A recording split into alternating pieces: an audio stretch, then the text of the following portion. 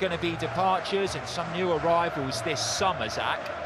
But the way that they've handled adversity this season, they've stuck together, the messaging has been clear from inside the club. Now it's about making that next step together. It is. I mean, we look on that pitch right there, there are so many players that are out injured at the moment. Reece James, he came out on social media to say he knows what this season has been, but he's going to be looking to obviously to improve next season. They know what they need to do. There's some guys out here who've given so much, and look, we don't know the futures of some of them. N'Golo Kanté is somebody whose contract is obviously up as well. He's somebody that's given so much. I mean, it's about developing, it's about moving forward as well, and I think with what we've got here, with the youngsters that have been brought on as well, we didn't see him today, Mudryk, we didn't see today, but he's a guy that has such a big future here. I mean, you're looking at it on the screens right now, Pulisic is fuming with that, obviously, the chance he missed. Yeah, it's been a hell of a season. A word then from you, Zach, on that man there, Frank Lampard, because he took a difficult role. I'm not sure many managers would have put themselves in that position, especially after his tough time with Everton this season. He's going out to a brilliant ovation from these home supporters here. This won't be a blotch on his Chelsea legacy at all. Never. He will always be welcome back here as a fan. Look, I think there are a lot of things rather than just the manager that's happened this season. Frank is one of the biggest legends this club has. He's obviously scored the most goals here. He always will be welcomed here with open arms.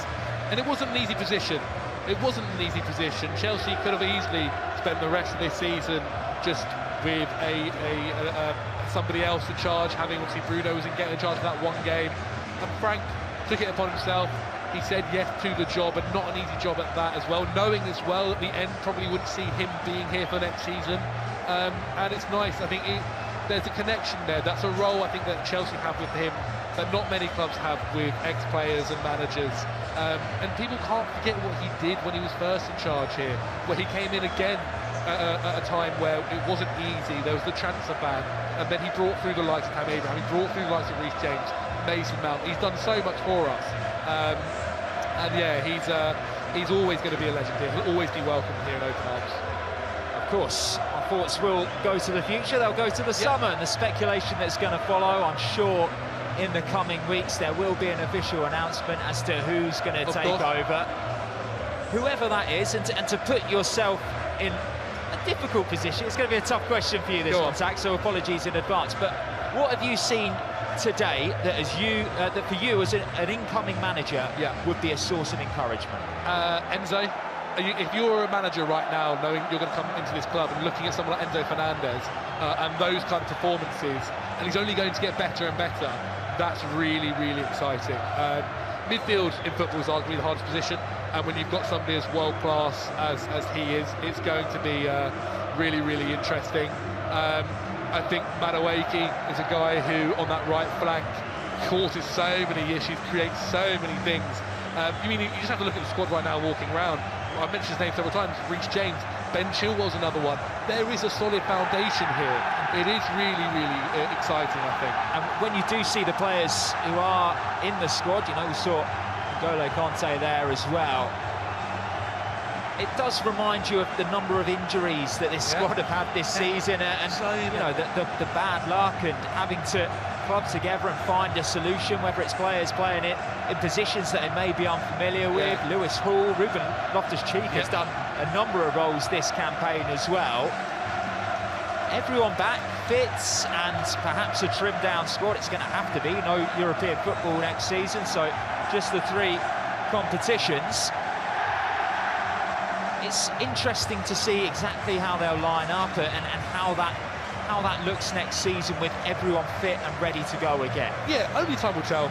Only time will tell.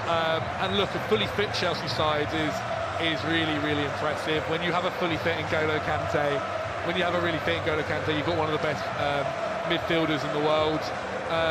You look at the likes of Thiago Silva, how he continues to impress. There is somewhat of a spine there that can be developed. It's been a tough year. I think the players have said as much. And I think for a guy to come in, or a person to come into that manager role and take the squad under his arms, he can build something. He really can. I think that's what the squad is crying out for. Somebody that is going to make them fight every single game tooth and nail.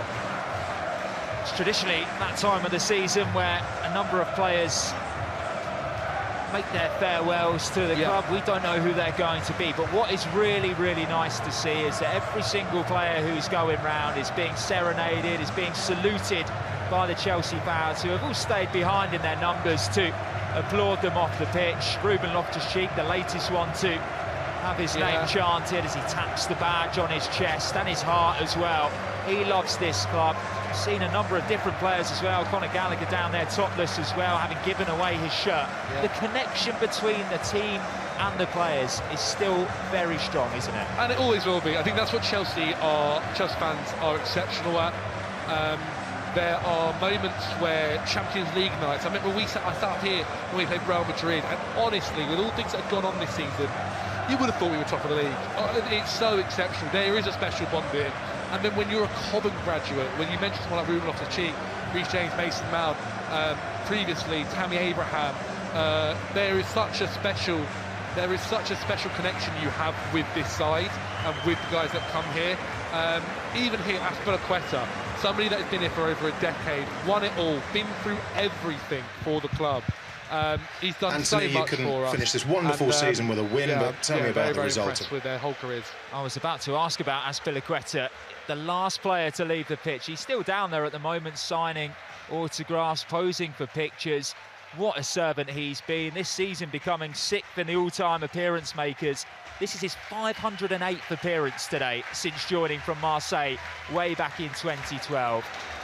Obviously, there's going to be a rebuild in the summer. There's going to be players moving on. Again, we don't know who they're going to be, but how important is it to keep the right players here who have that Chelsea identity? They understand what it means to represent this club. There are so many things that obviously we as fans can only see, and a lot of that is on the pitch. And from what I know, and I've seen myself, Cesar Azpilicueta is as much the gentleman, hero, legend as he is on the pitch, just as much off it. Honestly, the things he does for the club, the things he does for the staff, when you've been somewhere for 10, 12 years, you're obviously going to create connections with people. And watching him and how he acts and walks around Cobham, he is somebody we can be so proud of to have connected to here. I always mention it, that he is somebody, we've got this Legends Wall outside the bridge. He is somebody that will have his own bit there. He's somebody that's done so much for us, whether it's on the pitch and he's had to play right back, centre back, left back, and also off the pitch as well. He's done so much. He is the epitome of Chelsea Football Club. He's here walking off right now, Lampard, hand in hand, hugging. Yeah, it's lovely to see two Chelsea legends, the last ones on the pitch, heading down into the dressing room for the final post-match debrief of Frank Lampard's second spell here. Look, it ends in a draw. Again, we've seen so many positives from individuals. There's a couple of nice bits of play in there as well, some free-flowing football that we haven't perhaps seen as much as we wanted to this season at Stamford Bridge. Zach, thank you so much for your company and your insight this afternoon, but let's hand you right back down to pitch side with Joe. Boys, thank you very much. Brilliant as always. Max and Zach up in the gantry. Superb work as always all season, boys. Thank you very much for that. And to Jason, and to Ben, and to Matt, and everybody else that's contributed. Good work up in the gantry and commentary. Boys, what a noise that Newcastle fans are still making. Deservedly so, Sam. They're a good side. They've come and put a good performance on today, but share of the spoils. Yeah, I think it was a fair game. I think in the second half we did deserve a win. I'll be honest, we created quite a few chances up until the last minute. You know, João Felix, you know, Pulisic, created quite a few chances to get that second goal. But it kind of sums up our season. You know, we've created so many chances without the end products. But it was a good showing for the fans. You know, Newcastle fans they've had an incredible season, so they deserve to be this loud. Absolutely right. Look, they're celebrating a great season, a great end to the season. Obviously, our season a little bit different, Dan, but did you see positives today? Did you see little signs of life for next season? Yeah, I definitely did. You know, we're facing a team that were aiming for top four, and I'm not sure if they actually made it to third. They did. You know, they're a good team. They've been good all season, been consistent, and we were every bit their match today and better. I think we deserved the share of the spoils. If we could have put the ball in the back of it, I mean, we could have scored 4 goals in the second half, if we're totally honest, but it just wasn't meant to be today, and it wasn't meant to be this year either. It just wasn't meant to be, but I saw enough positives. We just need to get our heads straight, shake off all the ring rust, shake off everything. Just forget about this year. It's done. Nothing we can do about it. Have a good pre-season. Everyone go away. The break will really do the players some good. We've got a new manager to come in. We've got, you know, presumably quite a few players that may leave and some that may come in. So everyone needs to get focused and prepare for what will be another hectic season. It always is with Chelsea. Just on that, Dan made a really good point that I suppose a good example of how the season's been for Chelsea. Good in parts, some really promising moments, but unfortunately just not able to get the ball over the line in certain aspects. There's a couple that had clear off the line. Raheem Sterling in the first half from Matt Target. The Joao Felix header at the end as well. Just things that perhaps on another day find the back of the net, but just didn't. Yeah, and it's been so frustrating watching it week in, week out when you know the chances are being made. You know the impact that that has on young players as well, and knowing that they're a team that are trying to bond, they're trying to, you know, make that chemistry, because like we said, we've seen a lot of changes this season. We've seen new managers, we've seen new players come in, a lot of changes happening, and sometimes you need luck to get a new player's confidence all the way up, and we haven't had that moment for any of them, to be fair. I think in this game, Madueke is definitely a standout for me. He's been incredible. So yeah, it's promising signs, but hopefully next season, I know next season we're going to have a lot more luck than we did this season. Dan, we're all hurting from this season, right? As fans, all three of us, we've seen it, we've felt the pain, the same as every other supporter that's come to Stamford Bridge, that's watched us from wherever you watch this in the world. We're all in the same boat. We feel that pain. The players have felt it, the management's felt it, the ownership have felt it. We are together, and I suppose that's the biggest thing that we need to take beyond today.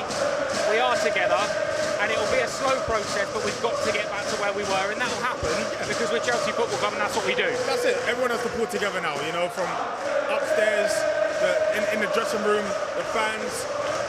But it's also the number. We all want the same thing. We all want success. We all want to win games. And sometimes, definitely, it's a sport where goals decide who wins the game. You know, we need to put the ball in the back of the net. I'm confident that this was a fluke season. This is as bad as one I've seen for a while. So I'm confident that this is a fluke season. And usually, after one of these seasons, we have a real big comeback. And we're able to do some real good work, because people aren't looking at us as threats anymore. People maybe will consider us a soft touch next season. And if they do that, we know how this game works. You underestimate us, we will come and show you exactly who Chelsea Football Club are. So I'm still confident. We're winning the league next year. I'm with him. I love that. Yes, boys, that's what we want. But also, right, let's have it right. Football is cyclical, yeah? It comes in cycles. Big teams have a season where it perhaps doesn't go that well. You have to do a rebuild. Newcastle fans, by the way, have been sensational. Absolutely sensational.